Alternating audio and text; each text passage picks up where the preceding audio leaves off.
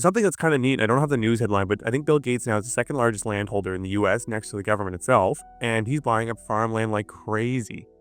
And he's leasing it back to the farmers. And I've been trying to figure out, why is he doing that? Obviously, holding land's great, but is it because with these food shortages and the spikes, is he expecting to be able to crank these lease rates up on the farmers? I don't think so. I think he's looking long-term at government heavy involvement back in food production. So He's going to lease to the government. Or just know that there's going to be massive incentives to own that property and turn out food. Does Bill Gates know something that we don't? Because he's purchasing mass amounts of farmland. Why? Why? When did it become about the potatoes, Billy? Apparently, Gates predicts that a food shortage will happen in the near future, and he's not the only one. The bank Goldman Sachs has been stating that water will be the petroleum of the next century, and is anticipating a rise in natural resources. However, they have not expanded quite as aggressively as Gates. He is now the largest private owner of farmland, amassing over 300,000 acres in the United States. Could natural resources be the next greatest asset, or Over 242,000 acres of land for more than $690 million. Bill Gates is secretly buying up America's farmland at an alarming rate, becoming the largest private owner in the country. But why? Is he securing the future of food? Or something far more sinister? Gates is pouring billions into lab-grown meat, GMOs, and synthetic foods, raising urgent questions about who really controls our food supply. Is this a humanitarian mission? Or a power grab that could dictate what you eat for decades to come? Shocking new reports and leaked documents reveal the truth behind his growing empire, and what we found will leave you questioning everything. Stay with us as we expose the hidden agenda shaping the future of food before it's too late. The farmland takeover. Gates owns over 242,000 acres. Bill Gates, the guy who gave us Microsoft, now owns a mind-blowing 242,000 acres of farmland in the US. That's so much land that if you put it all together, it would be bigger than New York City, several times over. And no, he's not suddenly a farmer riding tractors or feeding cows. The big question is, why would a tech billionaire care so much about farmland? I mean, there's a lot of land, and it's over about 18 different states, right? So we're talking about 70,000 acres in North Louisiana, around the Delta region, 14,000 acres in Florida, over 40,000 acres in Arkansas, over 14,000 acres in Washington. So it really just spans the country, and it is a lot of land. Food is power. That's the simple answer. If you own the land that grows the food, you control a huge part of people's lives. Think about it. Everyone needs to eat, and the people who control food production hold an invisible kind of power over society. It's no different from owning all the water sources in a desert. Gates started quietly buying up land in different states, 18 of them, to be exact. He now has farmland in places like Louisiana, Arkansas, and Nebraska. But he didn't just wake up one day and decide to become a farmland collector. There's a bigger plan at play. A few years ago, Gates said that people should stop eating real beef and switch to lab-grown meat. Now, isn't it strange that he owns so much land where cattle are raised? Could this be about controlling what kind of food ends up on our plates? And here's something even crazier. While Gates is buying up farmland, regular farmers are struggling. In fact, over the last few decades, millions of small farms have disappeared. Many farmers are drowning in debt, and some even lose their land to big companies. So, while most people are barely holding on, one of the richest men in the world is collecting farmland like trading cards. This isn't just about food. Farmland is valuable because it's connected to water, climate, and even technology. Some scientists are working on genetically modified crops, special fertilizers, and AI-powered farming tools. And who do you think is investing in all of that? That's right, Gates. Maybe he believes he's helping the future of farming. Or maybe he knows that when food becomes a bigger problem in the world, those who own farmland will be the ones calling the shots. Either way, one thing is clear. He's not spending hundreds of millions of dollars on dirt just for fun. Lab-grown meat, the push for a meatless future. Plus, Bill Gates is throwing billions into companies making meat without animals. No farms, no slaughterhouses, just scientists in a lab growing meat like some sort of kitchen experiment. The idea? Create the same tasty stuff people love, but without the mess that comes with raising animals. The one that has gone better than I would have expected 5 years ago is this work to make what's called artificial meat. And so you have people like Impossible or Beyond Meat, both of which I invested in. You eat it as well, or do you like it? Absolutely. You do. You can go to Burger King and buy the Impossible Burger. All right. Is it healthier for you or just healthier for the atmosphere? It's slightly healthier for you in terms of less cholesterol. It's, of course, dramatic reduction in methane emissions, animal cruelty, manure management, and the pressure that meat consumption puts on land use. Now, why are they so desperate to change how we eat? Because, let's be honest, the way we get meat now is kind of a disaster. Every year, we gobble up over 350 million tons of it. To keep up, we need so much land that farms take up more space than all the cities on Earth combined. And cows, they're basically walking pollution machines. They release so much gas into the air that they actually do more damage to the planet than all the cars, planes, and ships in the world. So, lab-grown meat is supposed to fix all that. No more chopping down forests, no more pollution, and definitely no more animal suffering. Well, not everyone is convinced. Some people love the idea, but others find it weird. Still, fast food chains are already testing it out, and in some places like Singapore, lab meat is already on the menu. The plan? Make it cheap enough so that one day, real meat becomes a fancy luxury, like caviar. Genetically modified crops. Feeding the world, or controlling it? Suppose you're biting into a bright red tomato. But what if I told you that some of the food you eat has been tweaked in ways nature never intended? That's what happens with genetically modified crops. Scientists change the way these plants grow, making them tougher against bugs, bad weather, or even making them last longer on store shelves. But here's where it gets tricky. Bill Gates has poured billions into GMO research, backing projects that claim to fight world hunger.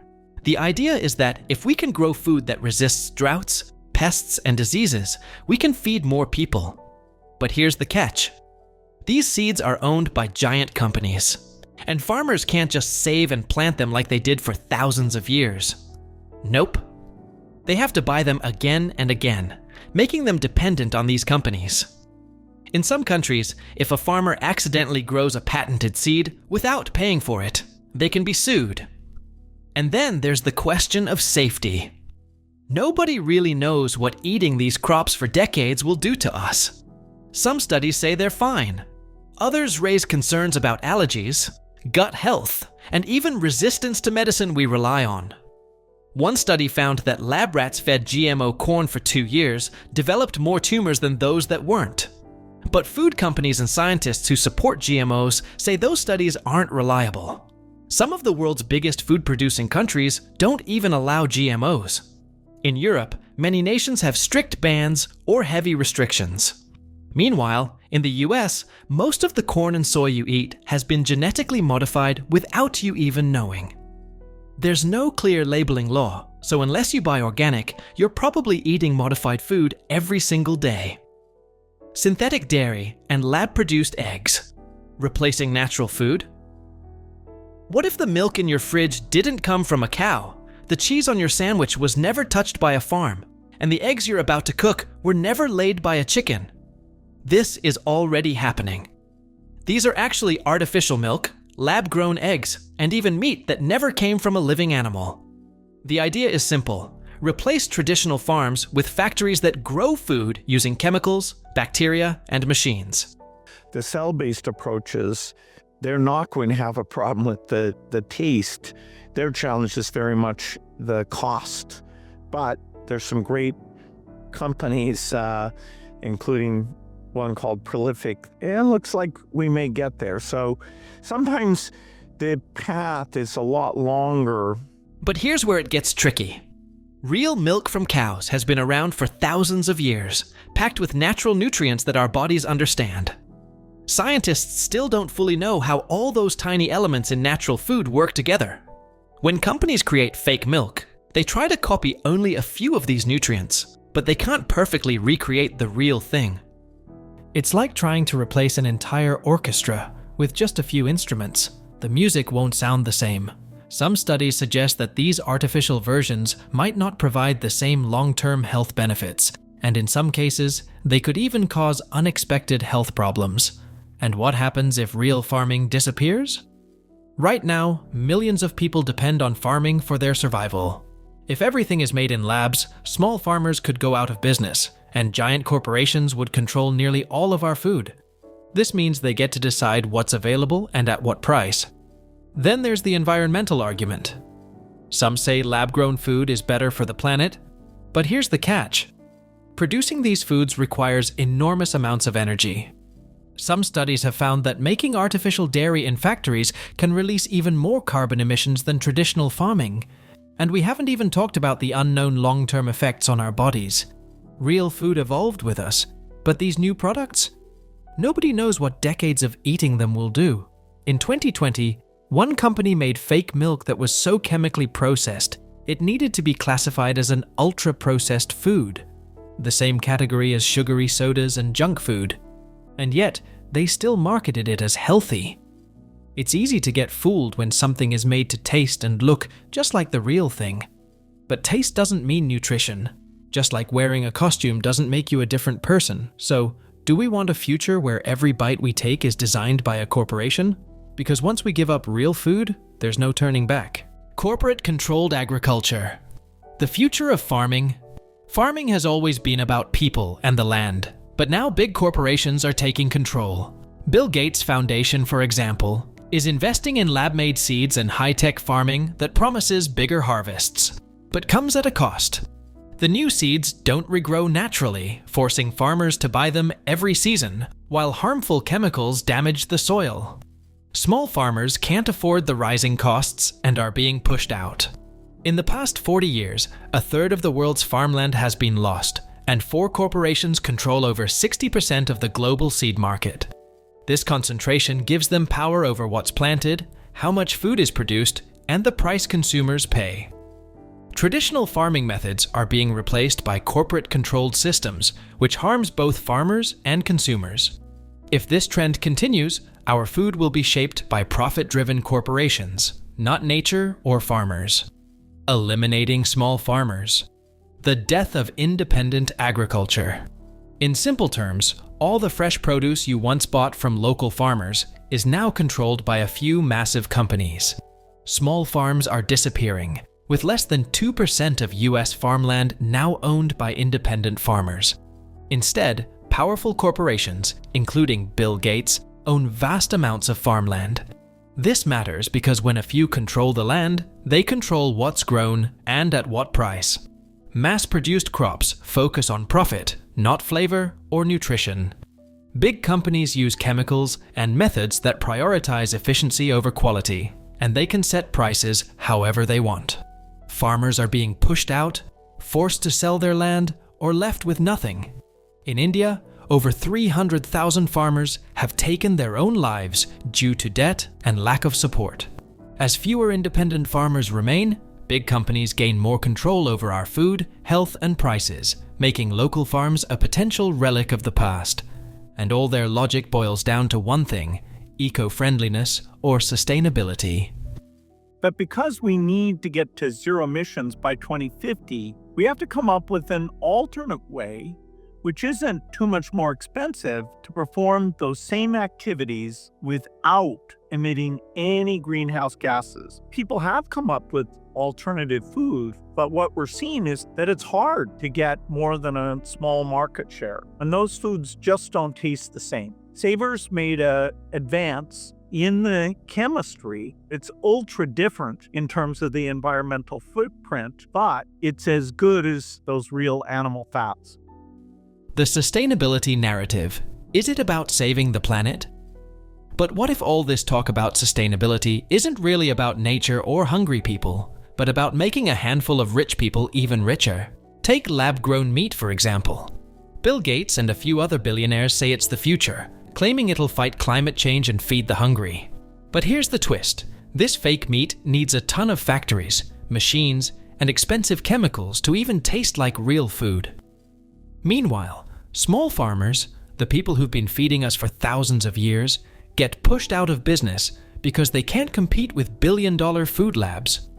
Another thing is that cows and other grass-eating species have a digestion system that emits methane, and methane is a very powerful greenhouse gas. And then there's the other trick: genetically modified crops. The idea is simple. Change the seeds so they grow bigger and faster, survive in rough weather, and even fight off bugs. Gates and big corporations say this will help feed poor countries. But the catch? These special seeds aren't free. Farmers have to buy them every single year from companies that own the rights to them. That means instead of growing their food the way they always have, farmers end up depending on giant companies just to keep their fields growing. In India, thousands of farmers fell into debt because of this, and some even took their own lives when they couldn't pay back what they owed. Believe it or not, the world already produces enough food to feed almost twice the global population. Yet, millions still go to bed hungry every night. So, the problem isn't food, it's control. Who owns it, who gets to sell it, and who decides what's on your plate? The global seed monopoly. Who controls what we grow? A growing issue is that a few powerful companies are taking control of the majority of the world's seeds, with support from influential figures. These companies are patenting seeds, meaning they claim ownership and restrict others from using them without paying.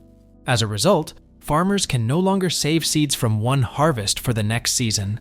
They must purchase new seeds every time. This is especially challenging for farmers in poorer countries who are forced to rely on seeds created by these corporations instead of using local varieties that are better suited to their specific climate. Unfortunately, these patented seeds often perform poorly in local conditions, leading to crop failure and significant financial losses. Currently, around 60% of the seeds used globally are controlled by just a few companies, giving them substantial pricing power. Worse, these companies are pushing genetically modified seeds designed for specific traits, but not necessarily the best fit for the land or the people. The role of the Gates Foundation. A philanthropic power play? And amidst all, there's this big organization called the Gates Foundation, which was started by Bill Gates and his ex-wife Melinda. The foundation has a lot of money, and it uses that money to fund projects around the world, especially ones that focus on things like health, education, and agriculture. A significant part of their work has been promoting better farming practices in poorer countries by providing funding for farmers and scientists to improve crop production. For example, they've helped develop seeds that can withstand harsh conditions, such as drought or poor soil, potentially improving food security for struggling communities. However, the foundation's involvement with major companies controlling seeds and chemicals has raised concerns. Critics argue that while the foundation's initiatives may seem beneficial, they also ensure that large corporations profit, giving them more control over the world's food systems. Some believe this influence could lead to a scenario where small farmers are dependent on expensive products from these corporations, further deepening their struggles. This situation has led to accusations that the foundation, while helping in some areas, may also be reinforcing a system that benefits the wealthy. For example, they are ending the era of natural food and deciding for you what you're going to eat for the rest of your life. The end of natural food. Are we being forced into synthetic diets? They are working hard to produce foods that don't come from nature at all, like meat that's made without animals and vegetables grown from tiny cells in a lab. These foods are said to be cheaper, use less water and land, and are better for the environment. But as we said, this is just surface-level thinking. Take meat, for example. Even though synthetic meat is designed to look like the real deal, it can miss out on some important nutrients that we get from actual meat. The same goes for fruits and vegetables. Lab-grown versions often don't have the same vitamins and minerals that natural ones do. So, while lab-grown food may seem cheaper and better for the planet, it could actually be hurting our health in the long run. The future of food might be changing, but it's important to think about what we might lose. If we're not careful, we could be facing a world where only the rich can afford to eat the healthy, natural foods that are so good for us. What are the long-term health risks? So, are these lab-made foods safe for us? Let's break it down in simple terms. Walk around any grocery store these days, you're going to see this stamp, non-GMO, everywhere. But in my opinion, you only have to worry about GMO corn and soy. The problem is, it's everywhere. Unless that cheese you're eating is organic, it comes from cows that eat GMO soy and corn. Does your cereal have corn or soy? It's GMO. Corn oil is heart healthy is laughable, but it's also GMO, as is the vegetable oil and canola oil. Mac and cheese, but made with GMO milk and cornstarch. Listen, GMO corn and soy is sprayed with the world's most prevalent herbicide, Roundup, and the toxic active ingredient called glyphosate. A fun study just came out last week that most of our urine contains toxic glyphosate. Glyphosate has infected the soil, so much so that it runs off in the soil and is found now in oats, legumes, and wheat. It's bad news. Glyphosate and Roundup is toxic. There's plenty of studies that show that. Fun fact, if you want to avoid GMO corn and soy, get organic. Organic is automatically non-GMO, but non-GMO does not mean organic. First off, GMOs are plants or animals that have been changed in a lab to grow better, faster, or resist bugs. But what if these changes could affect our health in the long run? Some studies suggest that eating too many GMO foods might cause problems, like allergies or even organ damage. For example, some GMO corn has been linked to issues in rats, though we don't yet know for sure what the long-term effects might be for humans. Then there's synthetic meat. A study in 2018 found that lab-grown meat could potentially have high levels of certain chemicals that aren't great for our health, like heavy metals, which are linked to things like cancer and heart disease. Finally, lab-grown dairy, which is made without cows, is being pushed as a way to reduce animal farming's impact on the planet. However, it's still unclear how our bodies will respond to these new types of milk and cheese. Some worry that these lab-made products could lack some of the nutrients that real milk provides, which might hurt bone health in the long run. In all, while these food technologies might look promising, the truth is, we don't know enough about them yet. It's like opening a mystery box. It's cool, but we're not sure what's inside. Even though some tests have been done, scientists agree that we need more research to understand the true risks. Who controls the food, controls the people. Have you ever wondered who controls what you eat? It might surprise you to know that some of the world's richest people own vast farmlands, the seeds farmers use to grow crops, and even the factories that process your food. With so much power, they influence what food is available, how much it costs, and even what you can eat. Imagine one company controlling the seeds for crops like wheat, rice, and corn. If they own the farms, they decide how food is grown, who buys it, and at what price. This gives them tremendous control over what's on store shelves, affecting millions of people worldwide. It's troubling to think that a small group of wealthy individuals can impact the food you and your family eat. Here's the shocking part. About 50% of the seeds used globally are controlled by just a few companies. This limits farmers' ability to choose alternative seeds and harms the variety and quality of our food. This concentration of power hurts food freedom, the right to choose what we eat and how it's made. When a handful of companies control the supply, they push up prices and make healthy food less accessible. Many families can't afford it, and poorer countries struggle to meet their food needs. In short, when so few control so much, we lose our ability to choose, and the future of our food supply is at risk. The ultimate question: sustainability or total control. So, here's the big question that's been on a lot of people's minds lately. Is everything that's being done to save the planet really about protecting Earth? Or is there something else going on?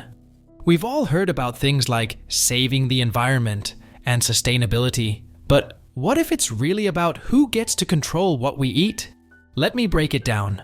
Food is one of the most important things we need to survive. So, if they take control over it, they get control over us and our survival. In some places, one company controls the majority of the food we buy. This gives them huge power, not just over food, but over our lives. Now, let's talk about how this affects the environment. Many people think that making food production more sustainable will help save the planet. But the truth is, it's not always that simple. Some of the solutions that sound great actually end up hurting the Earth more than helping it. For example, when some companies make food that's greener, they might still be using land and resources that could be better used elsewhere. The Earth doesn't always benefit from the changes they're making. So, what happens if we lose control over what we eat? Well, it could mean that we don't have much choice about the food on our plates. And when we have no choice, we're at the mercy of whoever's calling the shots. This isn't just about saving trees or stopping pollution, it's about the very food we depend on to live.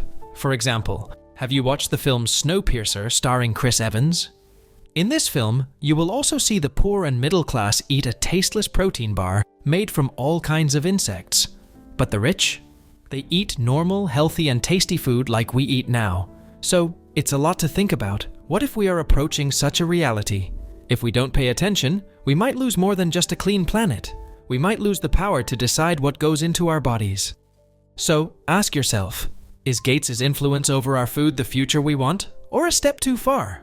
What do you think? Share your thoughts in the comments below. Don't forget to like, subscribe, and hit the bell for more deep dives into the world's biggest stories. See you soon.